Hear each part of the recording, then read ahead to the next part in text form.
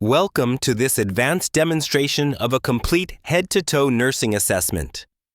Begin by verifying identity, performing hand hygiene, ensuring privacy, and positioning the patient at a safe, comfortable 70 to 90 degrees. Use inspection, palpation, percussion, and auscultation throughout while integrating clinical judgment with every cue. Start with general survey.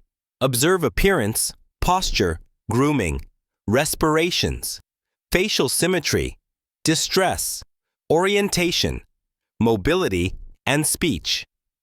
Note skin color, moisture, temperature, lesions, turgor, and capillary refill under 2 seconds.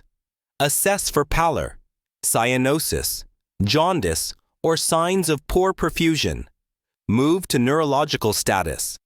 Ask the patient to state name, location, date, and situation to assess level of consciousness and orientation. Evaluate cranial nerves.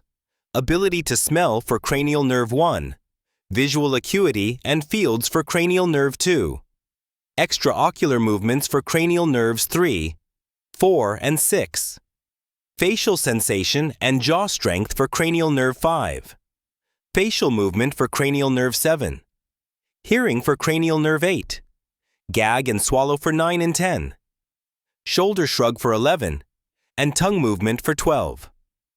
Check pupils for size, equality, and reaction. Assess strength in upper and lower extremities, grip strength, plantar and dorsiflexion, sensation, and coordination. Observe gait if appropriate.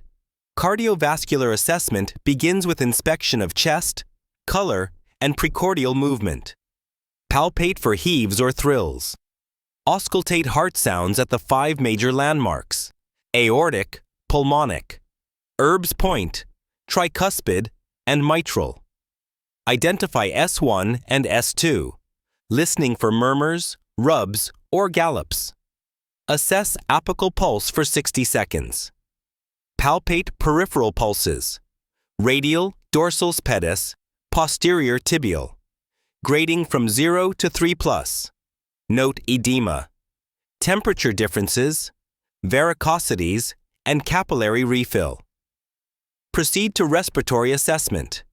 Inspect chest symmetry, breathing effort, use of accessory muscles, and thoracic expansion.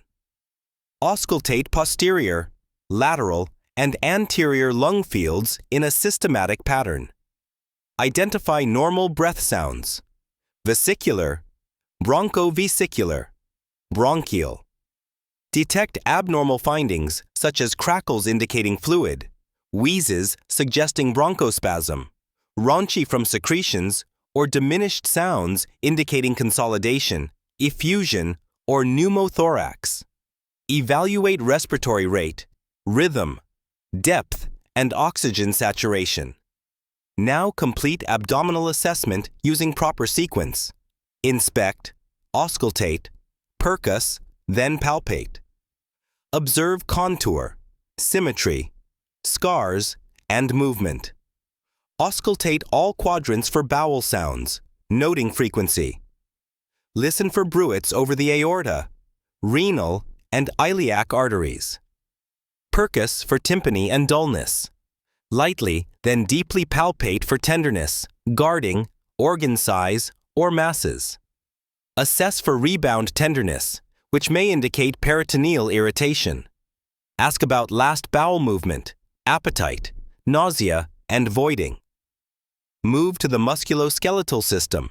Inspect alignment of spine, joints, and extremities.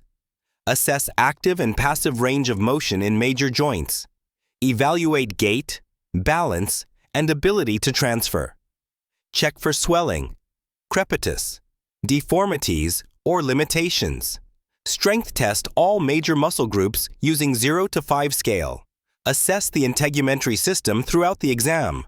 Document lesions using ABCDE for asymmetry, border, color, diameter, and evolution.